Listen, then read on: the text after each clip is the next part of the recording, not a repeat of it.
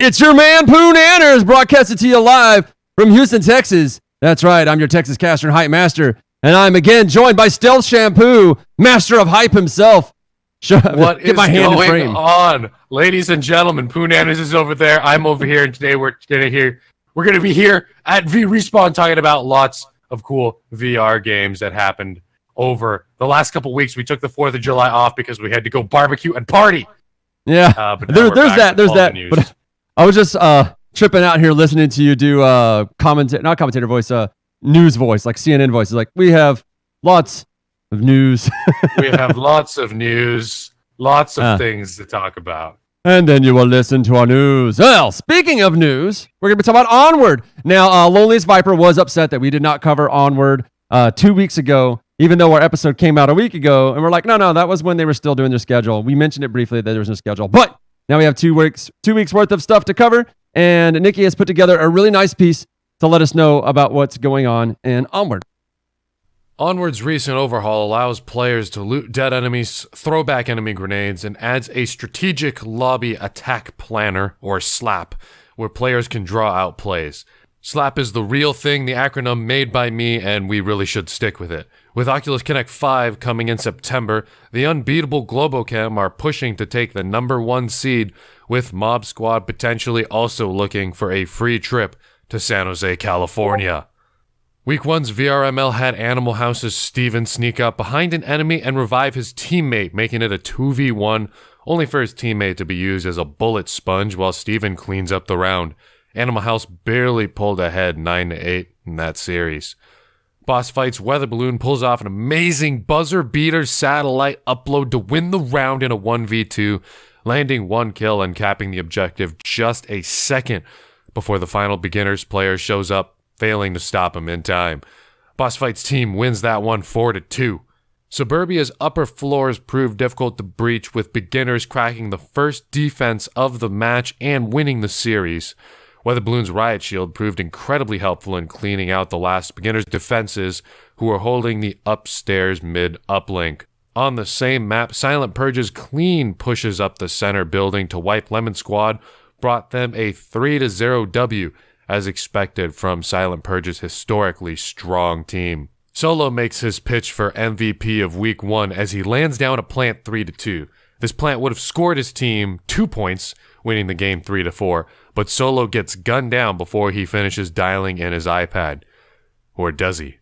The photo finish was so close that the spectator mode shows 4-2 in favor of Silent Purge, but a closer look at the scoreboard shows 3-4 in favor of Lemon Squad, with the scoreboard arguing that the iPad code entry went through. Meanwhile, the in-game lobby indicated a score of 4-4. Ultimately, league moderators deemed this the first ever draw in Onward history. Lemon Squad hype off their suburbs win, steamrolls 4-0 on Downfall. With 1 tie and 1 Lemon Squad W, Solo looks to solidify his position as Week 1 MVP, pulling off an insane 1 versus 5 ace, putting his team on the back to take the round. Week 2 matches are underway. Can Silent Purge not shoot their friends in the back of the head? Will Solo prove once again that when life gives him lemons, he can put them on his back? We're looking forward to seeing whoever comes out on top and wins that trip to Oculus Connect 5. A minute left. Solo crosses. He picks Buxton. Solo wins it. The 1v5 Solo. Oh, man, you got to love last-minute wins. Too bad it ended in a draw. I guess there would have been salty people on either side, but I'm like, you got that number in at the very last second? What are you going to do on that one, man? It's just made by a couple people. It's not a AAA title, AAA VR title like Servios' games or anything like that. So it is a little bit weird sometimes, and that was one of those situations where the game showed 3 different scores, each team winning a tie. It was really weird, but the officials decided to end it in a tie anyway. But Solo coming in with that hot uplink, and then the 1v5 clutch, just absolutely insane plays from what I saw. MVP of the week, in my opinion. Yeah, and this is just the opening salvo of games. There's still more games being played. They schedule and play in a ladder format for anybody who doesn't know. We'll go over that a little bit later, but first we want to talk about the leader from SMC Tactical. the Sickness, who could not get his passport in time to make it out to the UK Invitational, and we were able to get some words with him on camera. All right, here we have the Sickness, team captain of SMC Tactical, number 3 finisher in the world, number 3 finisher on the UK Invitational. Poor Sickness himself could not make it out there, but the rest of the team was able to make it. At the time, if I remember correctly, you said you had 5 people. You're up to 8 now? That's right. Up to 8, and I think you picked Absolutely. up someone's girlfriend as well. Another addition to the team. Yeah, our star player, Landon Jordan, his fiance is now our 8th and final rostered player for the remainder of the season. That's right. You got yourself a Jordan player who is named Jordan, so that's always good. Bringing his girlfriend along for the ride. She even had some fun here in the celebrity match for the Onward Invitational, so that's always fun to see. Working on that aim, working on that team cohesion. SMC Tactical is known for their tactics, so give us a little bit about your theory of the game, your roles to play. Well, every team's got kind of their own thing. Let's talk about a couple of the elite teams really quickly. We talk about Globochem. They're a hybrid team. That's the kind of team that they can hit you with the slow, methodical plays and pick people off, or they can blitzkrieg you from one side and overwhelm you. And that's the kind of team that knows when to do what. And you have another team like Beginners, and that's a really slow, methodical team always. Odds are first 2 minutes of the game, you probably won't see anybody on that team. And then in the last 1 minute, there's going to be about 4 or 5 smoke grenades coming in and coordination that is unparalleled in the league. And then you have a team like my team, which is SMC Tactical, and we are balls to the wall all the time. We come fast. We push hard on one side, distracted fire, pop, pop, pop. You're going to see us, and we're going to know how this round's going to end within the first minute and a half of every single game. Control the chaos, right? If you can control the tempo of battle, don't let them execute their offense. They'll always be on the defense. And if they're on the defense, they can't win. Yeah, that's my kind of play. Shock and awe, right? That's right. But it is nice that you're actually getting to know your enemies. You have to know thy enemy in order to win. That's all part of the tactics, a little Sun Tzu right there. And I'm sure that comes into play in these Onward events. Now, I hear y'all are just getting started into this next season. The MMR is just getting worked out as y'all post your matches. But I hear you are coming for Globochem. Well, I expect Globochem to be at the top of the list all season long. That's generally what they do. So yeah, naturally we are always after Globochem. And the thing with Globochem is that every time we play that team, I sound like I'm quoting Mr. Beefy in the UK here. Every time we play that team, it seems like we're always this close. And every single time they put the throttle down and they pull away from us. And we've never been able to beat that team as a team. And that's the team that we want to go after the most. So it's natural that that's the team that we're going to headhunt. They're going to be at the top of the leaderboards. We just need to knock everybody else out of our way. And y'all should be able to do that as long as nobody's out there sabotaging your stocks, right? Yeah, that's funny you mentioned that because it wasn't 30 minutes after that happened in the UK that I received a phone call and got word that had happened over there. So yeah, that was pretty funny. But yeah, as long as nobody's sabotaging our stocks or messing with any of our hardware, let's just knock everybody out of the way and go after Globochem. That's the plan. I am starting to see a lot of the pro level players pull away from the pro tubes. Like people are starting to figure out that they can just do without. It's kind of half and half right now. What are your thoughts on that?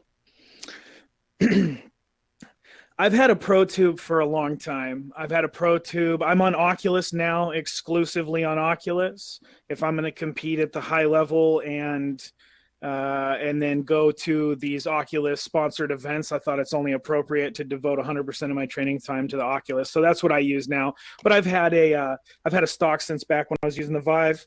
A stock, the tough thing about a stock is it does some things well and it hinders other parts of your game is just as much as it can help some parts. So what it can do for you obviously is give you a fantastic stable platform to shoot from.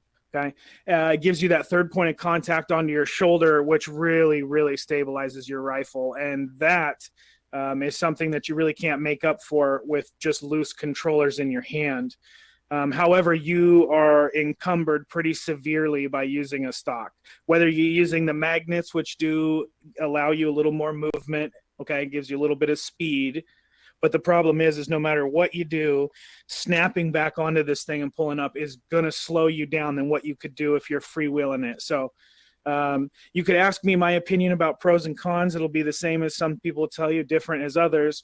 But I think about it this way. Probably the top 3 fastest shots in the game at the highest level are not using stocks. Yeah.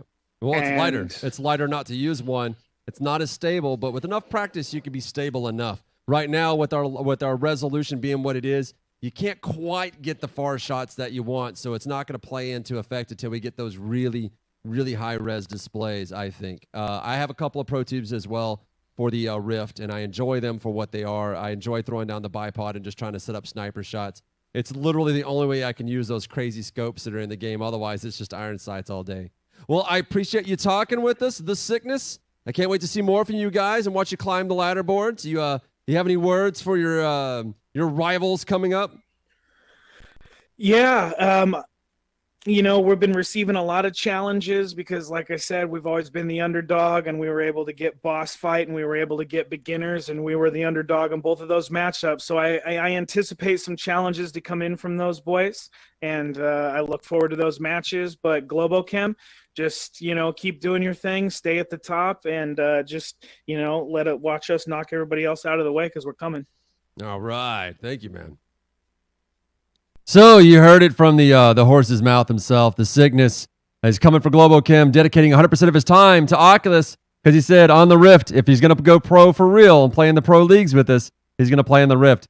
So maybe he knows something we don't. I know ESL is talking about adding Onward permanently. We think we're going to see them at OC5. There's lots of rumors, but ESL doesn't tell us anything until like 2 days before the event, so you never really know which way they're going to go. Let's take a look at the standings that we have here for the league. The MMR is only just now starting to take shape, but of course we see Globochem at the top, and we see SMC Tactical not quite near the top. But he did let me know that these are just 2 games in. As you can see, you see 2 wins. Couple of guys I think we got 3 wins here, further down from G-Men, but not against anybody difficult enough to get them on the top of the list. So we have to give it more time to take shape, and we will follow that as we get time. What are your thoughts on this, Stealth? Lemon Squad's probably going to be picking up. I saw them down there towards the bottom. With the player as insane as Solo, I don't expect them to be down at the bottom. What is that, an 8th place too long? Yeah. Given everyone's still floating around, people are finding their spots, not a lot of games have been played, so this isn't a great way to determine who will be at OC5 if Onward is coming blood. But Globochem is pretty much set, showing complete dominance during the Onward Invitational. And they've just been a strong team throughout Onward's history. So we'll probably see them if they're inviting 2 teams. The second spot might be hard fought. I think we may see the same teams we saw at the UK Invitational, honestly. Maybe, At the very 4 least, teams. top 4 teams of the current season. Yeah, that would be a good showing. A little bit longer of a tournament than just like a best of 7 1v1. I would like that more. But speaking of ESL Poonanners, we got some news this week that Yes, we did. Well, we actually were going to report on this as soon as it happened, but I found that Oculus was probably going to release a statement or something was going to change. So we waited, and the full story is out. The Unspoken was on the chopping block, and they axed it for a week. Or not a week. Yeah. Well, we knew it was going to come to 7 Cups, right? So we were waiting for the 7 Cups, and then they were saying, okay, there's going to be like a qualifier round because that was the information, and then we're going to go to OC5, and all that just says, nope, we're just paying out, and we're done. And there wasn't a lot of people watching it, and there wasn't a lot going on in that league. It's like I can actually pull up those stats right now. We can take a look. That same thing happened week over week. Charizard marched all the way down to the end. Getsu marched all the way down to the end and got 2-0'd and had it handedly.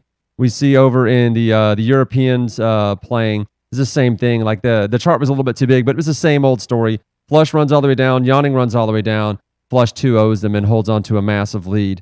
And so, when your league is kind of stacked that way, you can have people who don't want to get in there and don't want to play, and so there was a bit of a pullback. And so ESL thought people wouldn't be interested, and they were wrong. People were interested to see what happens. And I think the problem is that in the leagues, the league is small, But where we get our most interesting battles is the same stuff we saw in Poland, is when we take the top 2 from North America and we take the top 2 from the EU and put them together. That's what people want to see. People want to see not only people fight again, they want to see if Getsu can recover from his wrist.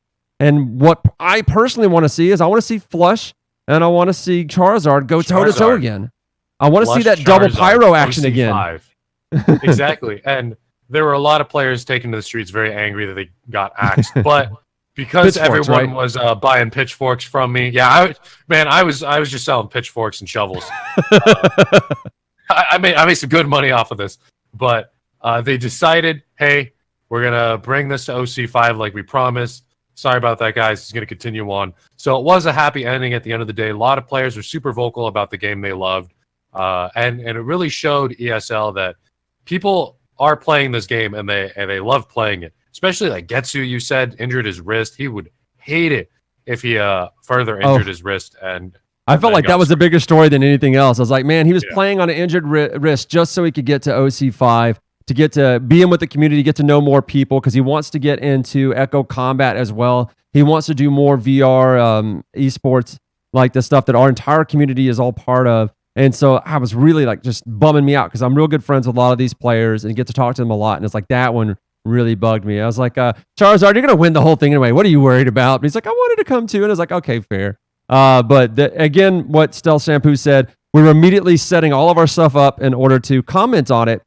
And then because we're plugged into the community, we have a lot of community leaders for Oculus and for ESL that were saying, hey, we're working something out. Give us a minute. And so while I think it was Road to VR, and I think even like what they're called, Kotaku, I think was going to do something. There was a post on Reddit about it. People were like getting really angry about it, and stuff was coming out. But before all of that, just from the Discord, ESL and Oculus were already moving to do something. It's just these organizations don't move very fast. And once they announced what had happened, that had blown up a little bit on the Discord and Reddit. So we'll just cover it as part of our regular show. But that is the impetus of this show, and the entire concept of VRespawn is that it's a community thing. We are the ones who are going to build the VR esports community. ESL is going to produce the video for us. Oculus is going to fund it and bring the technology. But we are the ones who have to show up. We are the ones that have to play. We're the ones that have to watch, and we're the ones that have to tell our friends to come and watch it with us. So we have to do this together. And this time, we showed our chops as a community and did it. We were able to bring it back, and they should be at OC5. Which brings us, if I remember correctly, to Sprint Vector, who we did. Yeah, Sprint Vector, the fastest, the runningest, the jumpingest. Not a lot changed in their league. It's still kind of the same, but players just are finding better paths. People are finding ways to recover. These guys have to be adaptive. I did a whole piece on it, and I hope you enjoy it. We got 2 weeks to cover in Sprint Vector, so I'm just going to try to be real quick to show you some of these highlights from Katie Dead's channel, since Katie Dead's the only one who bothers to Twitch stream, but she had a lot of really good moments. Right here, you actually see she got dropped all the way down into 7th, luckily gets a Nitro and found the perfect place to drop her Nitro here to get her all the way up from 7th to 5th to 3rd to 2nd to 1st, and then she holds on to it the entire time. And now, granted, a lot of the other players do not stream for us, for whatever reason. They got different reasons. Usually it's because they don't feel like their computer can handle it. This is a beautiful game, but trying to also stream at the same time can be difficult. If you actually watch the edge of your screen, you can see the screen hicking around, moving or whatever. What that is, anybody who's familiar with it knows that that's ASW, Asynchronous Space Warp. And that we're seeing that on the edge of the screen because she had realized that her Twitch streams were kind of drop frames. You would see them normally. And if she sets it to mirror mode so you see exactly what's in the headset, then you get this more smoothed out thing, although it looks like we could bother to stabilize it. But it's the best thing we've got until someone else can do it. Hopefully with their prize money, people start buying nicer computers. This track right here is an excellent example of brilliant pathing combined with brilliant recovery. Watch what she does here. She runs across the track and it catches a triple missile in the back, and instead of falling to her death, finds a way to recover. Last second changes in her mind. This is adaptability, something that I love about esports gamers, that they're not just about skill, they're about their ability to adapt to things that they're not used to. We saw a lot of that over at CES in Vegas, and we're seeing these players become more and more adaptable as they have to take different items that come against them. So she does item management, great pathing through the trees. She actually has a long-form interview on Hasko's YouTube channel where she shows you a lot of the different paths that she takes, all these shortcuts as well. You see right here is another time she has to recover. She has no power, is about to fall into this hazard, but instead keeps going, dodges that missile, later taunts a player for it, which is a pretty good clip in and of itself. And as you enjoy this sweet recovery to second, get ready to enjoy this sweet interview that Hasko clipped out for us. When did you start playing Sprint Vector? Release. I started playing it when it was officially released. I didn't do anything pre-release like a lot of the other top players did. Yeah, that's great. So did you have your Rift before that and just hadn't done competitive games, or when did you start doing VR? I had my Rift before that. I had it for about 6 months, maybe a little bit longer before that. Competitive wise, this is the first time I've ever done anything actually competitive in like a tournament style like this. Right, that's awesome. Now, have you played other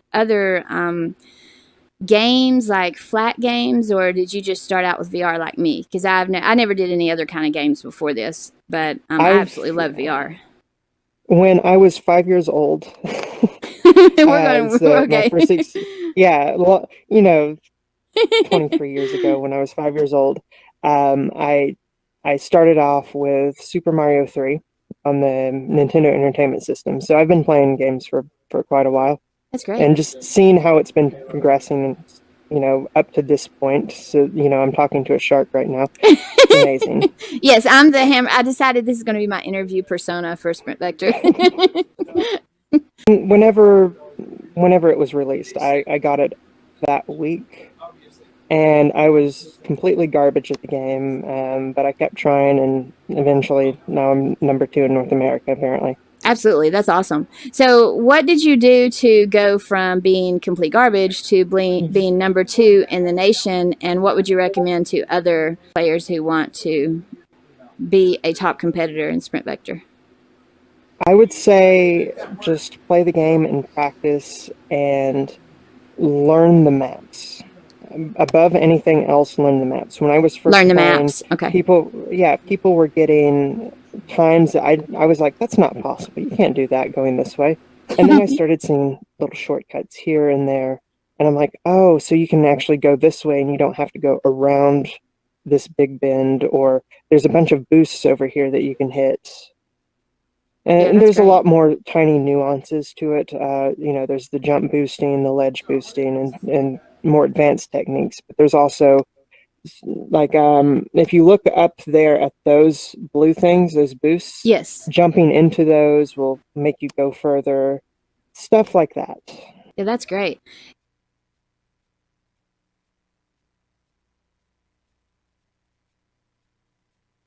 This game, unfortunately, with VR being such a small player base, this game has suffered a little bit in, quick matches. It's kind of hard to find somebody sometimes, certain times of the day especially. I would say go into quick matches more and, try and build the player base back up. Right. And hopefully with more players, you can practice more against people rather than the AI. Yeah, that's a good recommendation. And if you've seen anything I've done, I've got the same feelings about that with all the VR games. I think we have so many awesome games right now. We're almost shooting ourselves in the foot because we have so much great product to offer here, and yet we don't have the people here yet to use it. So it's a little bit frustrating. Who do you feel right now is your biggest competition? In North America, I would say Kaz, definitely. He actually won first place in every single race in the last cup we had. Wow. So yes, Friday's cup? Yeah. He came out with 80 points. Wow, that's great. So I would say he's the biggest competition. So that was Hasko. She has longer form interviews on her channel. Be sure to check those out if you want to hear more from those players. That was Katie Dead, whose videos we have been taking from her Twitch all this time. You got to see her and hear from her, and there are, as I said, longer interviews so you can hear more about her theories and thoughts on the game. She's very fun to watch. I've watched her get better. I've watched her, kind of fight for a second, and then now getting to hold on to it consistently, or as she said, now number 2 in North America. Much faster than we ever were, Stealth. That was pretty cool so that was Ice 2, as we call it. she was going to get shot by a rocket, and it's during the segment where you cut from the bridge to the left and you're flying through the air. Mhm. But you're very susceptible to rockets there. You get hit, you're going to fall, you're going to start way in the back. So instead of shooting down the rockets because she was close enough to a grip stream, she grabbed onto the grip stream and flung herself away from the rockets. She stalled midair. They got her. While she was going this way, the rockets got her, and instead of falling to her death, she used the jump boost mechanic where you jump and grab the air and throw it behind you, because you can still do that, I guess, and use that to inch towards the grip stream and then pulled herself forward. That recovery right there, that's what I clipped that out as, and I was like, amazing recovery. Me, I would have just consigned myself to death. I would not have thought I could survive that. Yeah, so that's what we were talking about. The sprint vector players just getting better at recovering. Everyone's optimizing their paths. So adaptable. Did you see that path she took too? Yeah, from on the right on top of the houses, like through the trees. Back right of the houses. I was like, I didn't know you could go that way. That was crazy. I really like Sprint Vector is, of course, one of me and Poonan's favorite games on the circuit. Yeah. Any game that gives you close to a heart attack playing it is a good game, I think. Now, they did talk a little bit about how, there's not enough people playing right now, and that in order to get better, they need more competitors. So that means the field is open. You want to get in there. Like, we don't talk about this enough, and we're really going to start talking about it more. But there is money in each of these weekly cups. There is money to be had and trips to be had for a lot of them. So it's worth taking them. It's worth getting in that league and actually fighting out for it. Get that money. Yes. It's like my $100.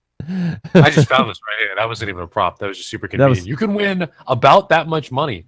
I think MetaMerch is making like $55 a person on every I think the Sprint Vector League, actually, they get paid a lot more. I think there's more money in the Sprint Vector League. Well, last I looked, I remember seeing it. Well, there's that too. You're not even a but team. you got to qualify to get in. But once you get in, man, you just fight out Mario Kart style for points and get that money. But yeah, she fought it hard and was able to get there. And you play harder players, you get better. So you got to get there and play. Get in the Discord and say, hey, I want to race, and people will jump in.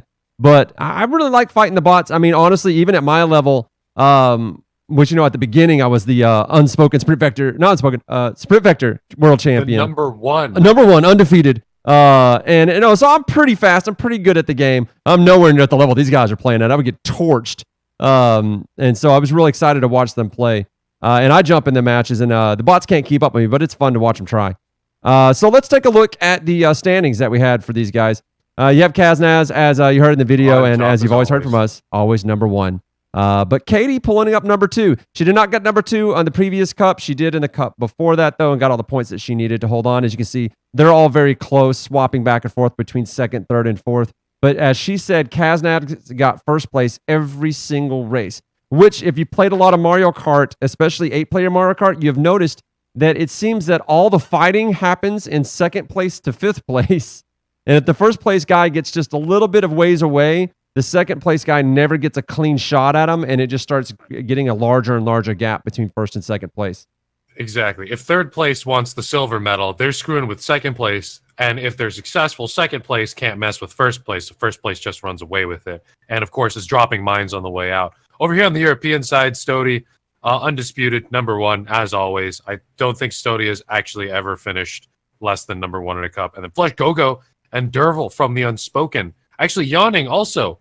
The top three of the top four are Unspoken players, but Stody's a Sprint Vector player, and this is his turf. So they're having a hard time.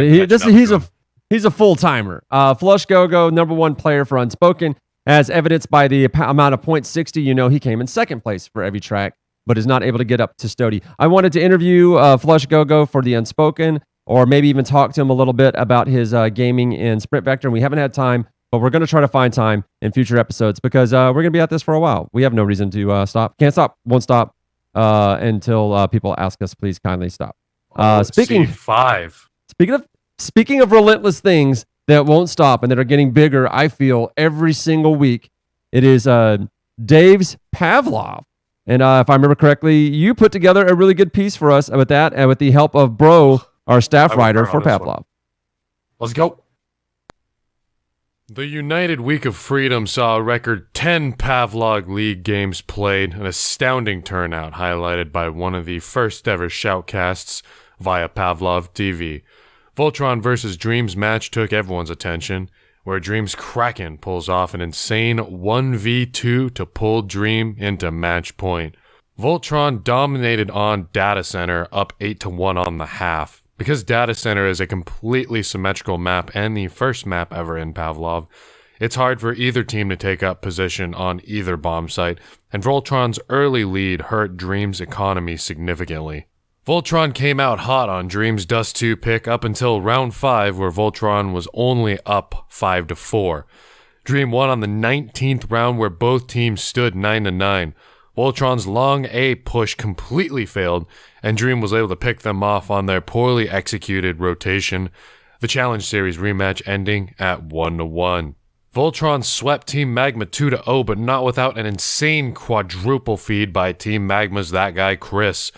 Voltron led down long A with multiple flashbangs, only for 3 of their players to get caught out in the open by Chris, and the 4th to lose a long-range firefight against the Team Magma superstar.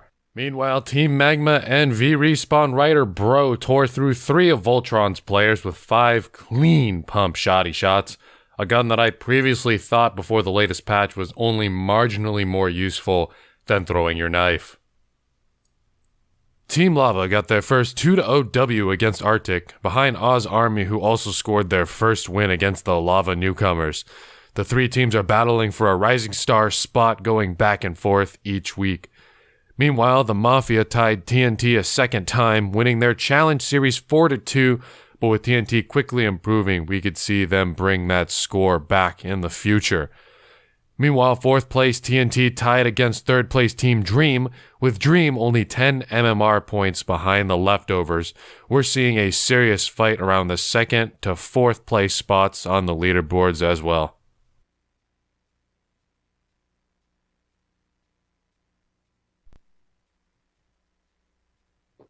All right, we have with us Voxy from the Pavlov map-making community. Very well-known and prolific map maker. Also, if I remember correctly, the maker of one of the only custom maps that is allowed in League play, Industrial. Is that correct? I think it's the only original map in League play. Well, that's what I mean, custom maps. That's the way I'm trying to throw that out there. You know, like, not something people are used to seeing in CSGO. Not a recreation. It's making up his own thing. Yeah. Now, do you try to employ things in these maps that you feel play better in VR and would not play as well in regular first-person shooters? Oh, absolutely. I mean, in regular first-person shooters, you can only stand, you can only crouch. With VR, you can sort of peek through little gaps that you might not be able to shoot through. So I try to incorporate that sort of thing in my maps. Yeah.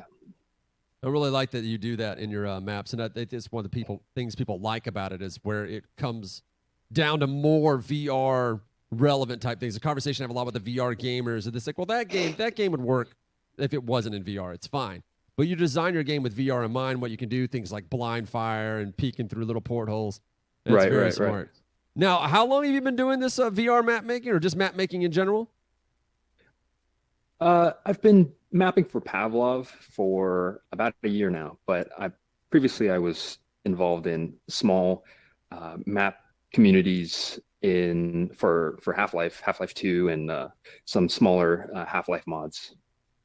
And so how exciting was it for you to get back into it and then find out that people really liked your maps and used them in League play? It still trips me out, because the fact that people ended up adopting this map and playing it in the League, it still trips me out, and I'm just happy people are playing it. Now, I know you have several other maps, but are you going to try to design another League play map? Well, the next thing would be to try to get my map Manor to be adopted for competitive play. There's already been a little bit of talk about it, but it's really on me to see what I can do to make it more competitively viable. You have feedback from the players, maybe even hot spots given to you by Dave himself to let you know people keep dying right here and that they can't break past this position, so we need a way around. Yeah, the great thing about being part of the Pavlov Discord is that people let you know what they think about your maps. So there are many people on the Discord, too many to name, that have given me feedback and have helped me make my maps better. Yeah, it's VR, man. We're a tight community, so we're not only building these leagues, we're not only building these media sources and our own communities. We're building the games. Dave is programming. Good old Voxy here is making maps for it, along with several other map makers, making sure to replicate maps that they see in CSGO and other changes they feel that are VR specific. It's all about working together as a community. Hey, if no one else is going to do it, we'll do it. And there's a lot of technically savvy people in VR, so it's really nice to see that. What is something that you want to toy with, or that you're trying to do or figure out that you can make work as far as map making in VR goes? I think the most interesting thing for me is what makes a map competitively viable, because you can see from Counter-Strike that people play those maps because they work. And for me, it's a matter of sort of deconstructing what makes them work and then making that work with the addition of VR. So I think that Pavlov is a much different game than Counter-Strike. It is. Especially, so I'm trying to figure that out right now. Yeah. We hear that already from a lot of the players, that you have to unlearn everything you learned from CSGO, or you will not hold up in Pavlov competitive play. Something I do see common about competitive maps is that you have areas that are defensible but not perfect defensible. Like there are multiple avenues of attack, but you pretty much know where they're coming from. But if they decide to flank you, you've got to bail. You're not going to be able to defend that room or what building you're in. You have areas that you can push and areas that you can retreat to.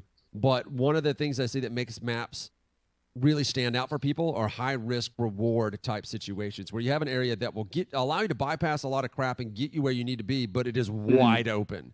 And so do you set up an attack where you can distract the other team, feinting to this other side of the map so that they're not looking where the high risk reward path is? Little mechanics like that. It usually makes for great plays and fun stuff.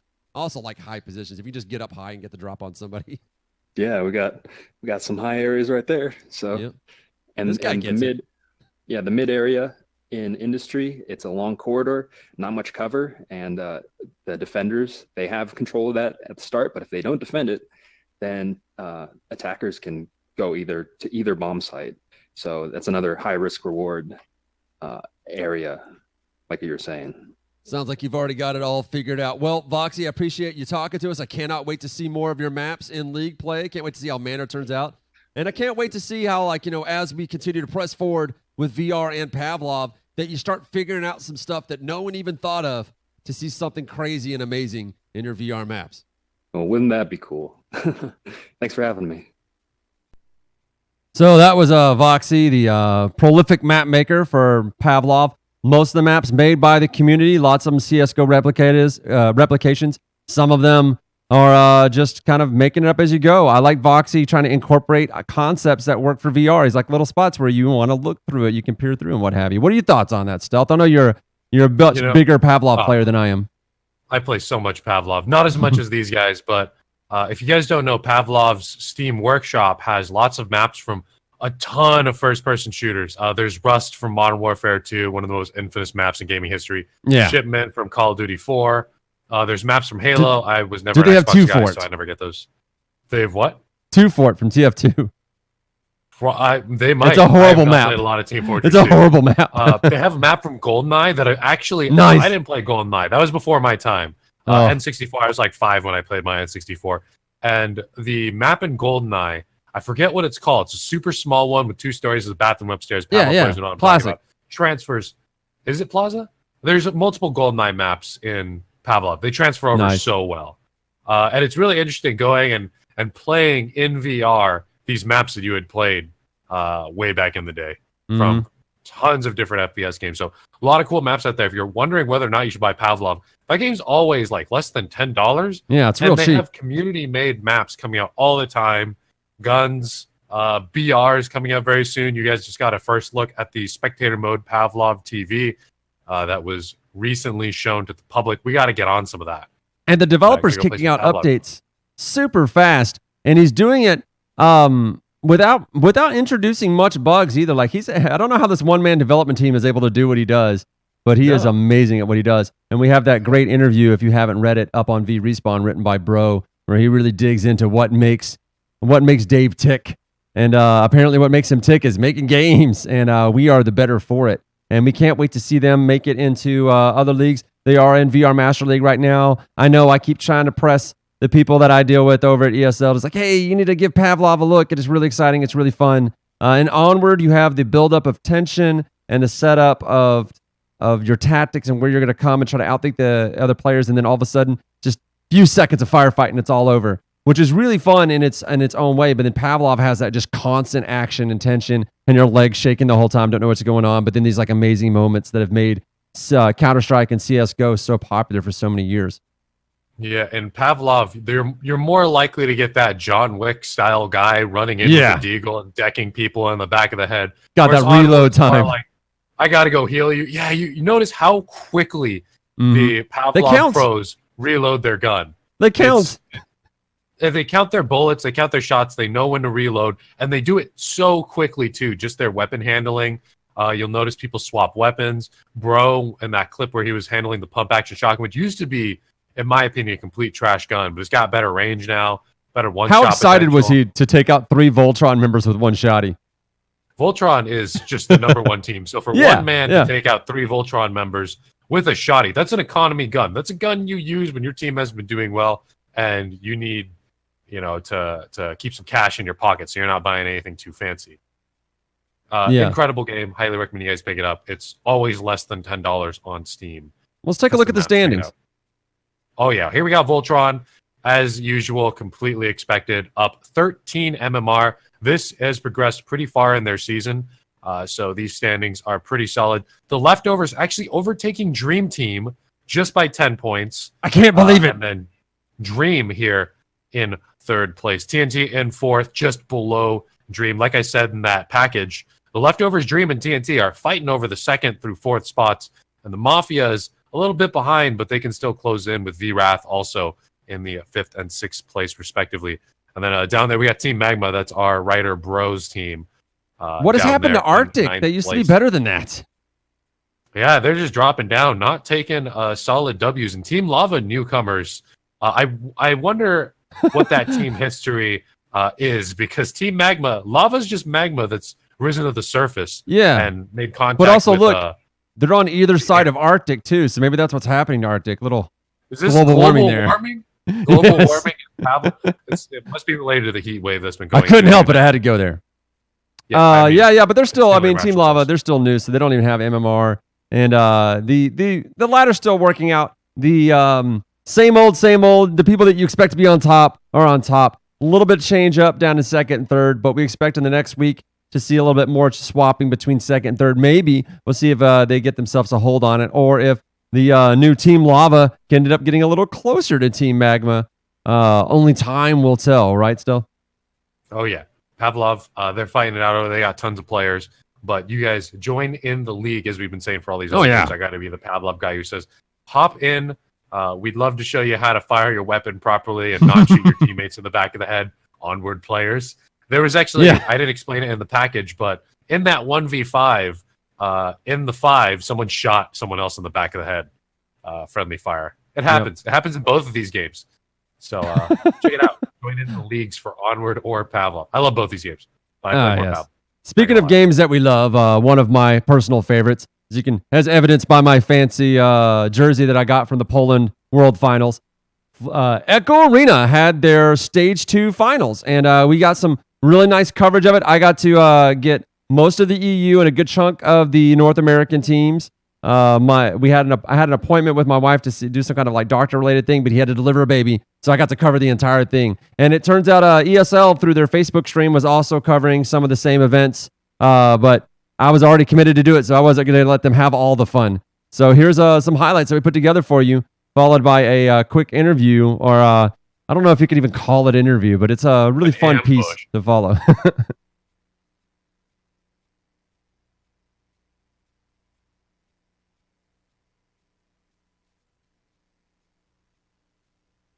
The Echo Arena Stage 2 playoffs kicked off with DJ Nike and myself covering many of the games for the EU on our respective Twitch channels. Here you can see Maddie of Aftershock showing off a long-range 3 against Blast, who were unhappy. They called it a luck shot, so Maddie had to answer that by stopping Blast's goal attempt against them and dropping a full-court three-pointer from the bottom of the backboard.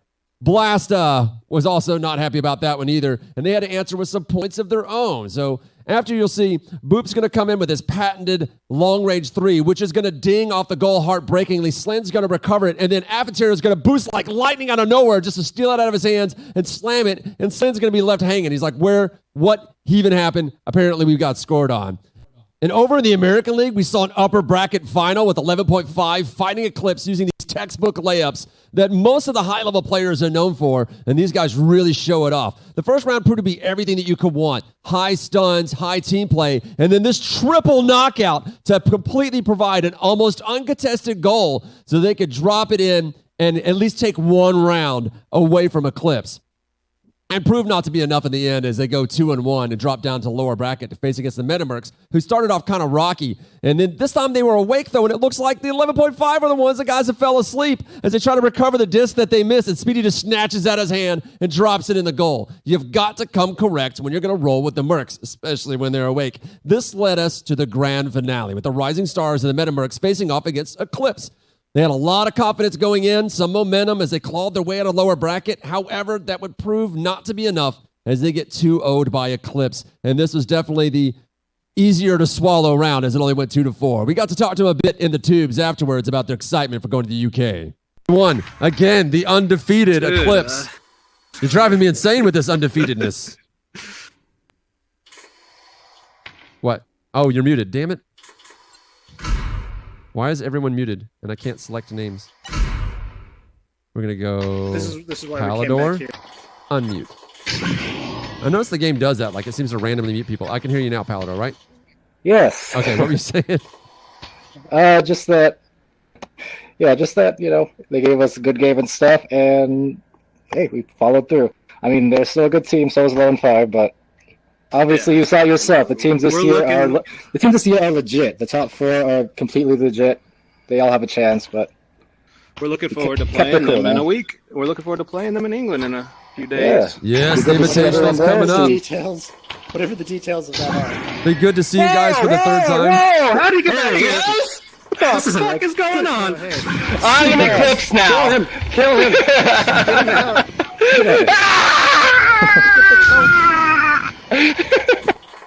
And just like that, Metamercs have been murdered. And they have been murdered virtually. And then when we come to the UK matches, maybe it will happen physically. Only time will tell. Only time will tell, indeed, as poor Fair Enough was murdered by the players from Eclipse. The Metamercs. Fair enough. Oh, the Metamercs are trying real hard. You've been covering a lot of these games too.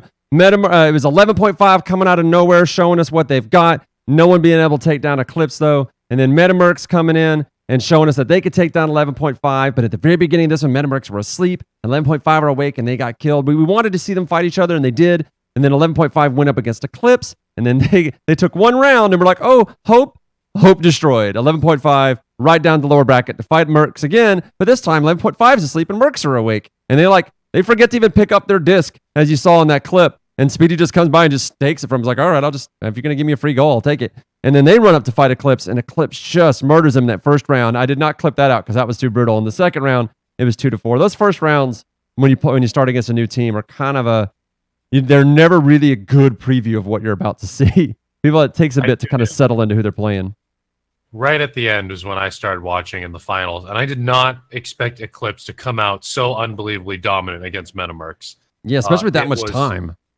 It was another tier of gameplay. We see Metamercs at the top. They've been beating 11.5 for the past couple of weeks. Of course, trading around right now. But Eclipse versus Metamercs was such a blowout because they had been in separate brackets for a while. Eclipse hadn't played Metamercs for at least 2 weeks. And wow, that sweep was unbelievably effective. And these are the top teams playing against each other. Oh, yeah, these guys are no scrubs. Pavlov. I mean, like, we're not even out there. On that top of that list, I mean, you also had coming in fourth, if I remember correctly, Omegators. And we didn't even talk about them. But the Omegators, like if you saw just 2 of them, you could 4v2 them and they would still destroy you. That's how good they are at this game. And this community is very friendly enough to help you do this. You can see that's how it played out. We talked about how Eclipse marched their way down, only gave up 1 round. They went up against 11.5 and went down to lower against Metamercs, who they had beat. And then, as you can see, the rest is history.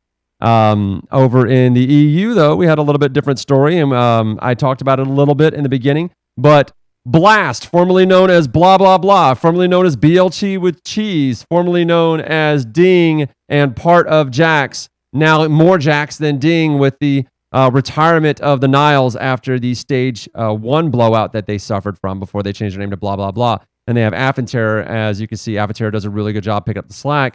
But their biggest enemy is Aftershock, who got really close to taking them down. And Aftershock has 1/3 of Jax as well. So it's 2/3 of Jax versus 1/3 of Jax. And it's like, why did you split up your team? I don't know. I'm going to have to get Affinterror drunk to really tell me, because they just said, oh, well, it was just Boop and Gecko became friends. And then they decided to start their own team. It's like, I'm not buying it. Something happened, and I'm going to get to the bottom of it.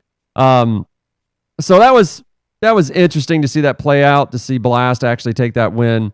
And I think what's going to be exciting is to see how it all works out when they all get together in the UK in less than a week. Actually, right around the time the World Cup final is going to happen, which England has a strong chance of being in. So that's going to be a thing. We're going to the UK. ESL's flying us all out, gave us basically, mostly everybody, 0 notice that they were going out there. I was lucky enough that they gave me, before the season started, they said, hey, can you make this date? And I was like, you betcha. I was like, season 2 confirmed. And like, I was all excited. I was like, all right, I can't tell anybody. And then like the very next day, they say season 2, put it out there. It's like, okay, I don't have to hold that secret for too long. So there's at least that. We're going to be all out in the UK. We're going to be in Leicester, same studio that they shot the Onward Invitational at. It's going to have the oldies but goldies, the teams that you know, top of both leagues. Eclipse, 11.5, Metamercs, Omegators, Gravity, the newly named Blast, who on all of our lists has question marks because we're thinking they're going to change their name again. Aftershock and Boost picking up the tail end there. We don't talk about Boost a lot, but while they are a top-tier team, they just don't have that drama that we have between Aftershock, Gravity, and Blast. Well, they probably do. We just don't hear about it a lot. We know that the Europeans in Echo Arena love their drama. They really do. You know, if I had to vote for what, so if I had to take a guess, if I had to put money on it, Eclipse is winning. If this were a democracy and we they never vote on lose. the winning team, my vote is Metamercs. My money is on Eclipse. If I had to take a guess from these 8 teams here. Well, another thing we should mention, though, that it seems to be vastly different play styles. EU, they play more separated. They play really fast, but they spread it out. And if you watch the North American teams, they are pounding each other. Some of the highest stunning games were in those North American games that I recorded. Just brutal. And they get into a scrum. They just up in the interviews. They rugby. Yeah, that too. They rugby it out. These guys never stop. The idea was kind of like draw it into a CQC, create chaos. And then whose mind can figure out at the fastest, plan ahead. You can watch Palador's YouTube channel, and it's easy to find. We should throw up a link in the description if I get a chance to do it before I hop on a plane. As soon as Halvey actually cuts this together for us and makes it slightly prettier, because I can be a little bit long-winded. But Palador's channel, he really explains that out. They threw it up in the Facebook stream showing Palador explaining some stuff and about planning ahead and changing direction and how he outthinks them. And it becomes almost like a mini chess match you're playing in your head while you're sweating to death and moving your entire body around. You know, if you take a look at the EU final scores on those cards you just put up, I'm pretty sure that was the highest scoring game if you add up the 2 numbers. I'm going to try to do math in my head. 38. Yeah, that's the highest scoring game off the top of my head, Blast versus Aftershock. The EU players are so aggressive as far as just scoring points. And you take a look at NA, and the score between Eclipse and Metamercs was not nearly as high, pulling out at 25 points there. Just a lot faster play, a lot more stacking coming up from the EU guys. It's one of the things the pro players ask me, casting NA versus casting EU, what's the difference? And the EU games, going into the finals, just so many more points, so much more flying around and fleeing off each other, while over here in the NA, everyone's punching each other in the face. Hey, check out the upper stunning final scores. Let's see, upper final here, 29-25. So that is one of the exceptions. That was a wild game. That's more than 50 that was a wild points. game. That's 54 points. Well, the reason it was that bad was they went 3 rounds. They went 3 rounds because 11.5 won the first one. They won it by a lot. Well, I think That's it true was, also. I don't remember the score. It was in the highlight. That last point they scored was the ended up being the ending score. And it was a very high scoring game between the 2 of them. But it's not common. It's not common for North America. Yeah, these are all from 3 rounds. There's not, I scored 29 to 25 in one game. Yeah. These are all cumulative points. But Now, the EU guys, just super aggressive. The NA guys punching each other in the face. We'll see how things go when worlds collide very soon in Europe.